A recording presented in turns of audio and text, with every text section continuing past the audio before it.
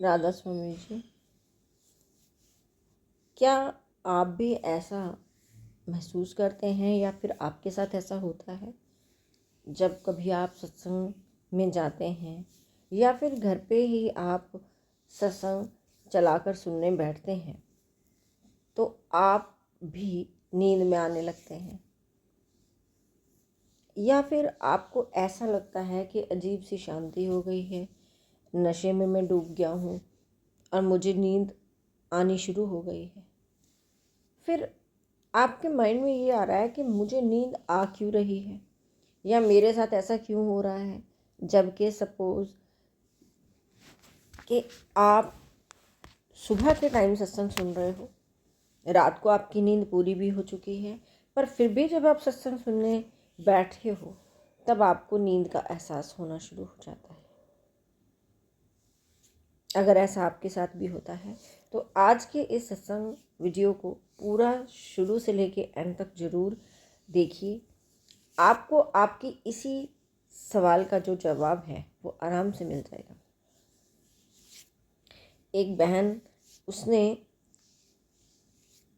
ये सवाल करा था, उन्होंने कहा जब भी मैं सत्संग सुनती हूँ मुझे नींद आती है, ऐसा लगता है कि मैं नशे में डूब रही हूँ या फिर किसी दूसरी दुनिया में ही खोती जा रही हूँ।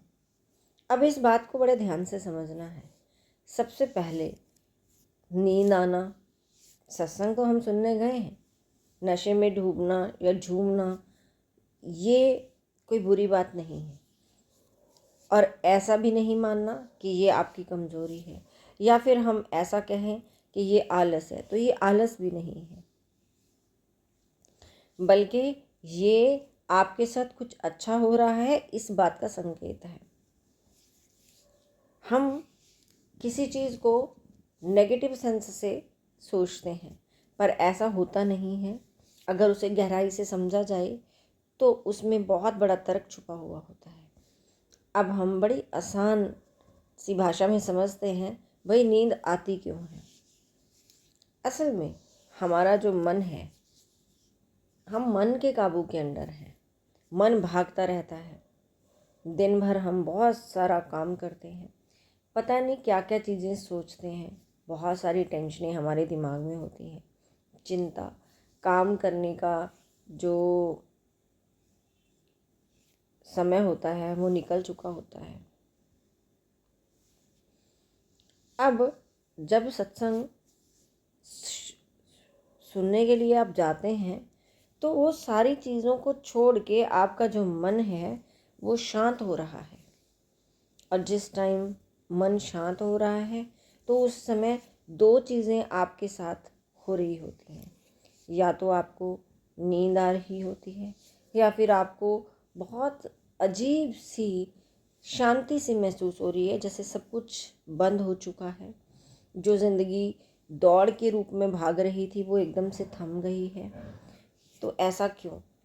क्योंकि हमारे मन को शांत होने की तो आदत ही नहीं है, क्योंकि वो तो भागता ही है, उसे भागना ही आता है, वो भागना ही जानता है, या फिर वो सो जाता है।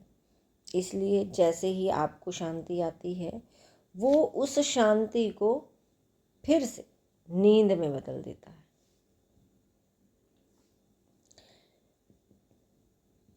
जिसे हम कहते हैं कि हम तो आलसी हैं और हम नींद में पड़ गए। फिर ये नशा क्या है? एक बहन कहती है कि भाई नशा सा होने लग जाता है।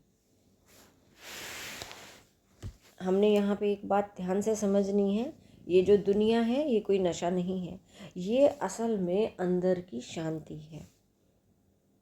जैसे गर्मी है और गर्मी में ठंडी हवा चलनी शुरू हो जाए, तो अगर इतनी गर्मी के बाद हवा में ठंडक महसूस होएगी तो कितनी राहत मिलती है। ये राहत आपको उस लू वाली गर्मी से बचा लेती है। उसी तरह से जैसे ही आत्मा को बहुत सारी उलझनों से एकदम से छुटकारा मिलता है, उसको सारी टेंशनें छोड़ के सुकून की तरफ वो आती है, तो वो झूमना शुरू हो जाती है। इसीलिए हमें लगता है पता नहीं हमने क्या पी लिया, हमें ऐसा मज़ा क्यों आ रहा है। पर अक्सर लोग गलती करते हैं, यहाँ पे आपको गलती नहीं करनी, यहीं पे लोग रुक जाते हैं। उन्हें थोड़ा सा अच्छा लगता है, बस उन्हें वही अपना सही उद्देश्य लगना शुरू हो जाता है। लेकिन हमें यहाँ पे एक बात अच्छे से समझनी है कि ये तो सिर्फ शुरुआत होती है, ये आपका पहला कदम है, ये अंत नहीं है। अगर आप यहीं रुक जाते हैं तो ये सिर्फ अनुभव बन के ही रह जाएगा। हम इसे एक छोटी सी उदाहरण के रूप में समझेंगे। मान लो आपको पता है हीरा कितना कीमती होता है, सभी जानते हैं, और आपको एक हीरा ही मिल जाए और आपको ये पता ही ना हो कि ये हीरा है, तो आप क्या करेंगे? आप सोचेंगे ये तो पत्थर है और आप उसे पत्थर समझकर फेंक देंगे। ठीक इसी तरह से ही हमारे साथ होता है। जो हमें अंदर से मिलता है वो कीमती है, हमें पता ही नहीं है, हम उसे समझ ही नहीं पाते। इस नासमझी के चक्कर में ही हम उसे खो देते हैं। फिर हमें खोने का डर क्यों लगता है? एक बहन कहती है कि भाई मैं तो खोती जा रही हूँ। ये बात समझने वाली है। ये जो डर आना है कि मुझे नींद आती है, मुझे नशा हो रहा है, ये चीज़ें स्वाभाविक हैं, क्योंकि हम ऐसे व्यक्ति हैं जो सिर्फ मैं को पकड़ के रखते हैं। पर मैं असली शांति नहीं होती। जब हमारा मैं धीरे धीरे कम होता है तो हमें डर लगने शुरू हो जाता है और हमारा मैं ख़त्म हो जाता है। फिर असल में वहीं से ही परमात्मा की शुरुआत होती है। तो असली आनंद कहाँ मिलता है? सबसे ज़रूरी बात,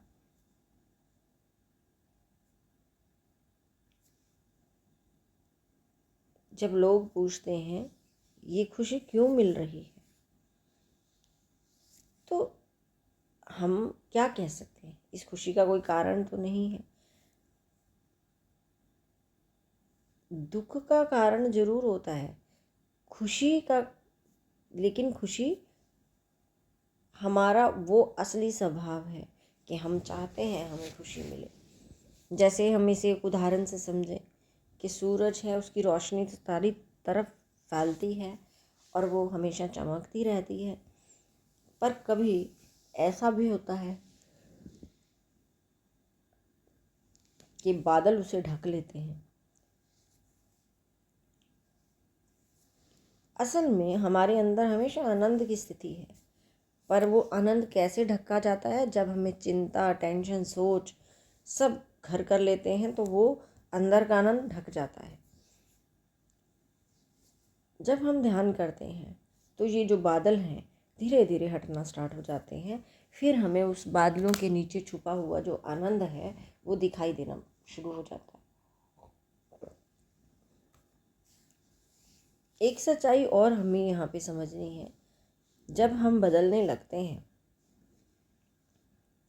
तो घर वाले बड़ा परेशान होते हैं, भाई ये पता नहीं क्यों बदल रहा है, क्योंकि वो हमें उसी तरीके से जानते हैं जिस तरीके से हम पहले उनके सामने थे। फिर अचानक हमारे में बदलाव आ जाता है। पहले तो आप गुस्सा करते थे, सबको इस चीज़ की आदत थी, अब आप शांत होना शुरू हो गए। सबको अजीब लगता है कि इसमें ऐसा चेंज क्यों आया। पहले तो आपकी इस स्थिति को देखकर लोग नाराज़ होना शुरू हो जाएंगे, फिर धीरे धीरे उन्हें समझ आना शुरू हो जाएगी कि व्यक्ति वक्त के साथ बदलता है। फिर आपको करना क्या है? अगर हम भी हैं तो हमें करना क्या है? हमें अपने लिए थोड़ा सा समय निकालना है, हमें अपनी आंखें बंद करनी है, जो नाम मिला है उसका हमने सिमरन करना है, फिर हमने चुप हो जाना है।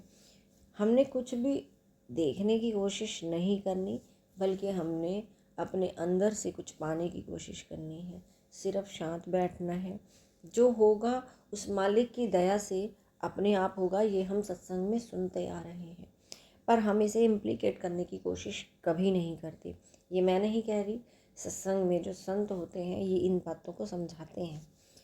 ध्यान करते समय ये मत सोचो कि आज हमें कुछ दिखेगा, हम कुछ उम्मीद करके नहीं बैठेंगे यह आज ऐसा है कि कुछ खास हमारे सामने आ जाएगा, क्योंकि जहाँ हम चाह रखेंगे, इच्छा रखेंगे, तो जो चीज़ हमारे को मिलने वाली है वो भी रुक जाएगी। अगर हम बिना इच्छा के, बिना डिज़ायर के बैठेंगे, बिना डिमांड के बैठेंगे, तो असली एक्सपीरियंस हमें ज़रूर मिलेगा। हमें याद रखना है कि हम किसी चीज़ में खो नहीं रहे, हम असल में उस असल के करीब जा रहे हैं। तो जब भी अब हम सत्संग सुनेंगे और हमें नींद आनी शुरू हो जाती है या सुस्ती महसूस होती है, तो हमें घबराना नहीं है। वो उसी पड़ाव का एक रास्ता है, और ना तो ये हमारी कमज़ोरी है, असल में ये एक रूहानी सफ़र है। कुछ मांगना नहीं है, बस बैठना है और परमात्मा को अपने आप ही सब कुछ करने देना है। हमने उस परमात्मा को याद करके बैठना है, हमने पूर्ण रूप से उसको अपने आप को समर्पित कर देना है। संगत जी, अगर हम इन बातों की तरफ ध्यान देते हैं तो जो भी हम आज तक सुनते आ रहे हैं, अगर हम इसे इम्प्लीकेट करते हैं, तो असलियत में वो आनंद जो हमारे अंदर छुपा है वो हमें ज़रूर मिलना शुरू हो जाएगा। अगर आप आगे भी इस तरह के सत्संग वीडियो को सुनना चाहते हैं, देखना चाहते हैं, तो आप हमारे इस चैनल शब्द सतगुरु सेवा सिमरन को सब्सक्राइब जरूर करें, बेल आइकन पर ऑल पे जरूर क्लिक करें, ताकि आने वाली हर वीडियो आप तक पहुंच सके जी, ताकि आप भी इस चीज़ का आनंद ले सकें जी। और कल भी मॉर्निंग में आपको एक सत्संग की वीडियो जरूर मिलेगी, तो चैनल को जाके चेकआउट भी कीजिएगा। राधा स्वामी जी।